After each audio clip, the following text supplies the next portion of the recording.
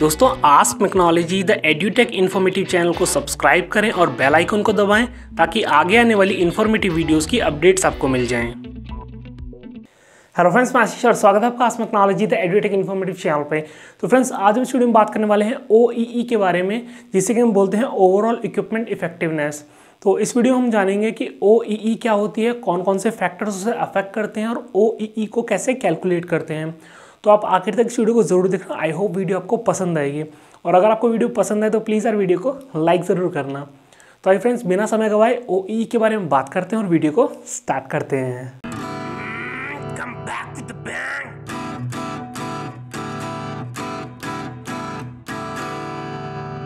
तो friends, start करते हैं ओवरऑल इक्विपमेंट इफेक्टिवनेस के साथ।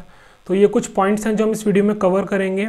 इसमें हम बात करेंगे OEE के इंट्रोडक्शन के बारे में, OEE के की फैक्टर्स कौन से होते हैं 6 बिग लॉसेस के साथ, और OEE को कैसे कैलकुलेट करते हैं, वर्ल्ड क्लास OEE क्या होती है और बेनिफिट्स ऑफ पर्पस क्या होते हैं OEE के। तो सबसे पहले OEE के इंट्रोडक्शन के बारे में बात कर लेते हैं। तो ओवरऑल इक्विपमेंट इफेक्टिवनेस टर्म को शिची नाकाजिमा सान ने 1960 में इंट्रोड्यूस किया था। इन्होंने ही TPM के कंसेप्ट को भी इंट्रोड्यूस किया था। तो जो हम TPM की इफेक्टिवनेस को मेज़र करते हैं उसमें भी OEE का इस्तेमाल करते हैं। तो इन्होंने ही OEE के कंसेप्ट को भी इंट्रोड्यूस किया और TPM के कंसेप्ट को भी इंट्रोड्यूस किया था।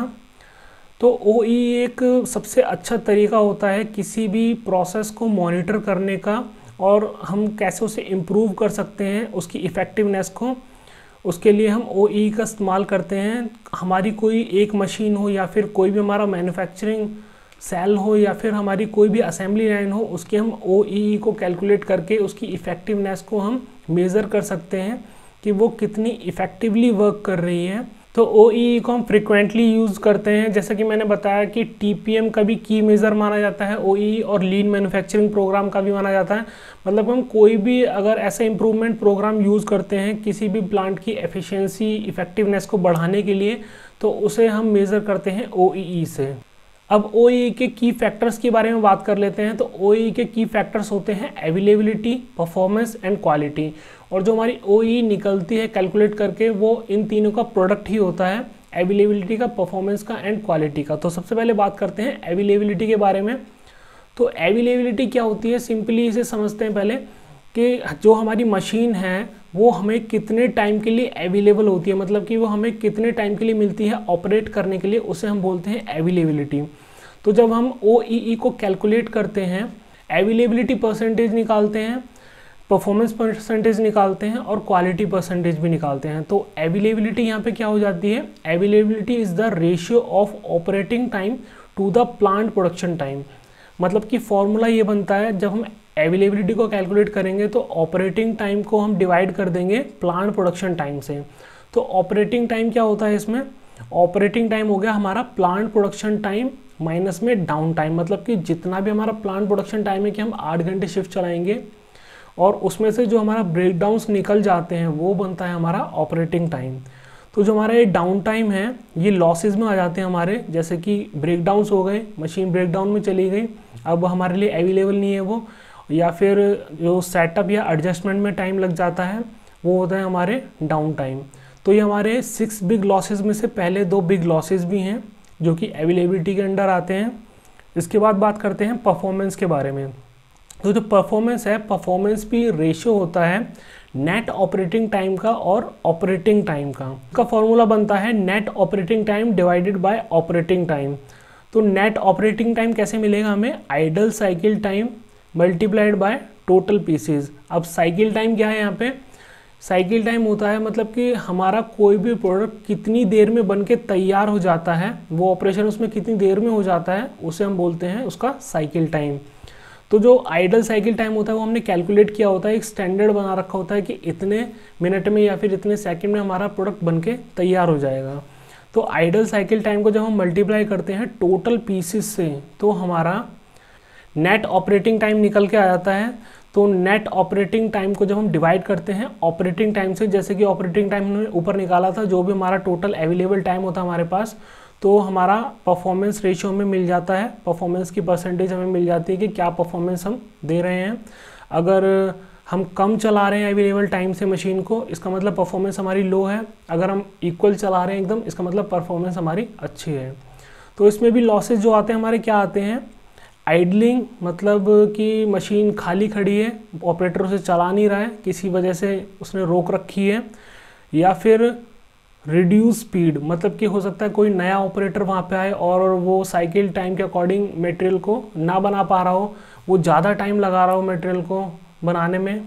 तो इसमें ये हमारे लॉसेस निकल के आते हैं और इसके रिस्पेक्ट में हम परफॉर्मेंस को मेज़र करते हैं। इसके बाद बात करते हैं क्वालिटी के बारे में। तो क्वालिटी क्या है यहाँ पे, quality is the ratio of good pieces produce to the total pieces produce, मतलब कि जो हमारी गुड यूनिट्स हमने प्रोड्यूस करी हैं उन्हें जब हम डिवाइड करेंगे टोटल यूनिट प्रोड्यूस से, वो हमारी निकल जाएगी क्वालिटी रेशियो। तो जो हमारा क्वालिटी की परसेंटेज निकल के आएगी, उसमें जो हमारे लॉसेस किस तरीके से होते हैं, स्टार्टअप रिजेक्शंस होगी, मतलब कि जब हमने शिफ्ट स्टार्ट करी तब कोई रिजेक्शन होगी, या फिर कोई सेटअप चेंज हुआ, जब हमारा पहला बेस निकला वो रिजेक्ट हो गया। इस तरीके की जो रिजेक्शन होती हैं वो स्टार्टअप रिजेक्शंस में आ जाती हैं। और हमारा प्रोडक्शन रिजेक्शंस होती हैं इसमें, मतलब कि जब रनिंग में ही हमारे एक आध पीस ख़राब निकल आते हैं तो वो हमारी प्रोडक्शन रिजेक्शंस हो जाती हैं। तो स्टार्टअप रिजेक्शंस में कई बार क्या होता है कि हम सुबह आते ही मशीन चला देते हैं, कई ऑपरेटर्स जैसे कि हो सकता है एयर ना खुली हो या फिर ऑयल ना हो मशीन में, तो मशीन बीच में ही रुक जाए और हमारा पार्ट रिजेक्ट हो जाए। तो इस तरीके से रिजेक्शन हो जाती है हमारी। इसमें दो तरह की, स्टार्टअप रिजेक्शन और प्रोडक्शन रिजेक्शन। तो जब ये तीनों परसेंटेज हमें मिल जाती हैं, अवेलेबिलिटी, परफॉर्मेंस एंड क्वालिटी, इन सब का प्रोडक्ट मिलके बनाता है ओवरऑल इक्विपमेंट इफेक्टिवनेस। तो इससे हमें पता लगता है किसी भी मशीन की ओवरऑल इक्विपमेंट इफेक्टिवनेस क्या है, और सभी मशीन की हमने निकाल ली तो हमें पता लग जाता है पूरे डिपार्टमेंट की ओवरऑल इक्विपमेंट इफेक्टिवनेस क्या है। जब हम सारे डिपार्टमेंट की ऐसे ही निकाल लेंगे तो हमें पूरे प्लांट की ओवरऑल इक्विपमेंट इफेक्टिवनेस पता लग जाएगी, जब हम सभी OEEs का एवरेज निकाल लेंगे। तो अब एक फॉर्मूले से समझने की कोशिश करते हैं कि हाउ टू कैलकुलेट OEE को हम कैलकुलेट कैसे करते हैं। तो जैसा कि मैंने बताया कि OEE जो है वो प्रोडक्ट होता है अवेलेबिलिटी, परफॉर्मेंस और क्वालिटी का। तो यहाँ पे ये एक शिफ्ट A का डाटा दे रखा है, इस डाटा को यूज़ करके हम उसे फॉर्मूले में पुट करेंगे वैल्यूज़ को, और कैलकुलेट करेंगे यहाँ पे अवेलेबिलिटी को, परफॉर्मेंस को और क्वालिटी को। फिर उसके बाद हम OEE को कैलकुलेट करेंगे। तो जैसा कि यहाँ पे आप देख सकते हैं कि यहाँ पे शिफ्ट की लेंथ दे रखी है कि 8 घंटे की हमारी शिफ्ट है, जिसमें 480 मिनट होते हैं। शॉर्ट ब्रेक्स होते हैं हमारे 15-15 मिनट के, जो कि हमारे 30 मिनट हो जाते हैं, और एक लंच ब्रेक होता है हमारा 30 मिनट का, तो ये 1 घंटा हमारा इसमें रिड्यूस हो जाएगा। और डाउन टाइम यहाँ पे दे रखा है, मतलब कि जो ब्रेक डाउन हुई है 8 घंटे में वो हुई है 30 मिनट की। और ये है आइडल साइकिल टाइम, जैसा कि साइकिल टाइम मैंने बताया था कि कोई भी प्रोडक्ट कितनी देर में बन के तैयार हो जाता है वो उसका साइकिल टाइम होता है। तो ये आइडल साइकिल टाइम दे रखा है 0.0166 मिनट, मतलब कि इतनी मिनट में एक प्रोडक्ट हमारा बन के तैयार हो जाता है। और यहाँ पे ब्रैकेट में आइडल रन रेट भी दे रखा है कि 60 पीस पर मिनट, की 1 मिनट में 60 पीस बनते हैं, मतलब कि 1 सेकंड में 1 पीस बनता है। तो 60 पीस जब 1 मिनट में बन रहे हैं तो 1 पीस कितने मिनट में बनेगा, 0.0166। ये कुछ नहीं है, बस हमने रेसिप्रोकेट कर रखा है इसे। तो ये 2 वैल्यूज़ इसलिए लिखी हुई हैं यहाँ पे क्योंकि जो परफॉर्मेंस को कैलकुलेट करने के 2 फार्मूलाज होते हैं। तो यहाँ पे 2 वैल्यूज़ दे रखी हैं, आइडल रन रेट भी दे रखा है हमें और आइडल साइकिल टाइम भी दे रखा है। तो अगर एक भी वैल्यू हमें पता होगी तो हम दूसरी वैल्यू को निकाल सकते हैं ऑटोमेटिकली। वो इसलिए कह रहा हूँ मैं क्योंकि जो परफॉर्मेंस को कैलकुलेट करने के हमारे पास 2 फार्मूला होते हैं, एक में हम कंसीडर करते हैं आइडल साइकिल टाइम को और एक में हम कंसीडर करते हैं आइडल रन रेट को। तो जो भी फार्मूला आपको ध्यान में हो वो आप वैल्यू वहाँ पे पुट कर सकते हैं। तो यहाँ पे टोटल पीसीस दे दिए हमारे 21,750 और रिजेक्शन है हमारी 209 पीस हमारे रिजेक्ट हो गए यहाँ पे। तो प्लांट प्रोडक्शन टाइम हमने निकाला तो क्या निकल के आया, शिफ्ट की जो हमारी लेंथ है वो है 480 मिनट और 480 मिनट में से 60 मिनट हमारे वैसे ही कट जाते हैं टी ब्रेक के और लंच ब्रेक के, तो हमारे बचते हैं यहाँ पे 420 मिनट।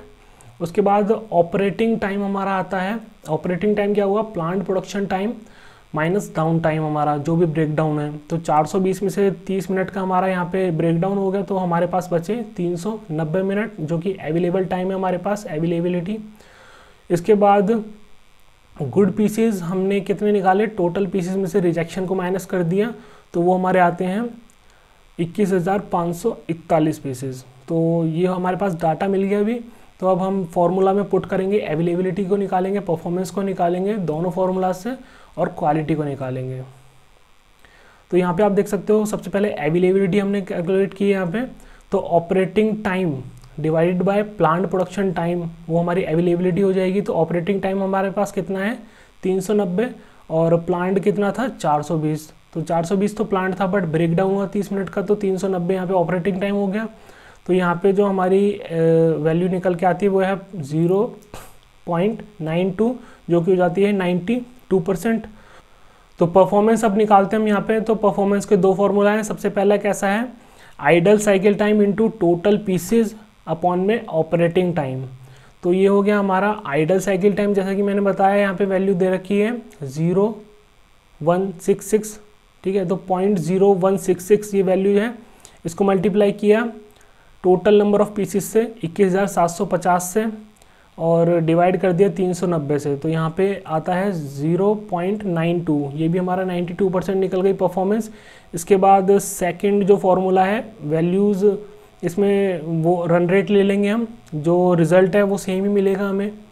तो टोटल हमारे पीसेस थे 21,750, हमने डिवाइड किया ऑपरेटिंग टाइम से 390, और फिर उसे डिवाइड किया हमने आइडल रन रेट से, जो कि है 60, जैसे कि यहाँ पे लिखा हुआ है 60 पीस पर मिनट। तो वैल्यू यहाँ पे सेम ही आएगी। तो सेम वैल्यू आई हमारी 92%। अब इसके बाद हम कैलकुलेट करते हैं क्वालिटी को।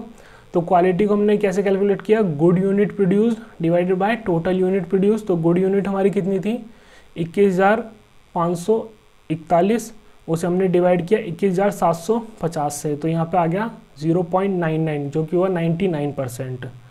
तो ये हमारी अब OEE निकल के आई है यहाँ पे। तो OEE क्या है, प्रोडक्ट होता है अवेलेबिलिटी, परफॉर्मेंस और क्वालिटी का। तो इन तीनों वैल्यूज़ को हमने मल्टीप्लाई किया तो हमारी आई 0.83, जो कि बन जाता है 83%। तो हमारी OEE निकली 83%। तो इसी तरीके से आप किसी भी मशीन की OEE निकाल सकते हैं, सभी मशीन की निकाल के आप पूरी लाइन की OEE निकाल सकते हैं, सभी लाइनों की OEE निकाल के आप पूरे डिपार्टमेंट की OEE को कैलकुलेट कर सकते हैं, और इसी तरीके से आप पूरे प्लांट की OEE को कैलकुलेट कर सकते हैं। तो ये तरीका होता है OEE को निकालने का। अब बात करते हैं वर्ल्ड क्लास OEE की। तो OEE का जो स्टैंडर्ड माना जाता है वर्ल्ड क्लास, वो ये माना जाता है कि एटलीस्ट हमारे प्लांट की OEE होनी चाहिए 85%। तो 85% को जब मेंटेन करते हैं, उसमें अवेलेबिलिटी, परफॉर्मेंस और क्वालिटी तीनों का प्रोडक्ट होता है। तो इसमें भी हमारे स्पेसिफिक टारगेट होते हैं कि ये कितनी होनी चाहिए। तो अवेलेबिलिटी हमारे पास होनी चाहिए 90% की, मतलब हमारे ब्रेकडाउन कम से कम और मशीन जो है अवेलेबल हो हमारे पास 90%।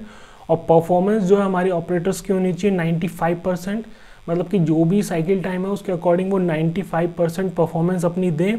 उसके बाद जो क्वालिटी है वो होनी चाहिए 99%, बल्कि जो हमारी रिजेक्शन है वो 1% होनी चाहिए सिर्फ। तो जब इन तीनों का प्रोडक्ट निकलेगा वो हमारा आएगा 85 के अराउंड।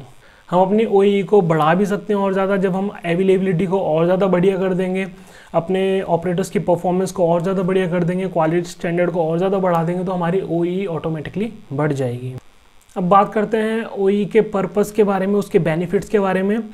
तो सबसे पहला जो बेनिफिट होता है OEE का वो यही होता है कि इसे हम कैलकुलेट करके, उसे एनालाइज करके, अपने जो लॉसेस हैं उन पर काम करके मार्केट में सबसे इफ़ेक्टिव मैन्युफैक्चर बन के उभरें। और ये हमारी हेल्प करती है 6 बिग लॉसेस को आइडेंटिफाई करने के लिए, उन पे अटैक करने के लिए।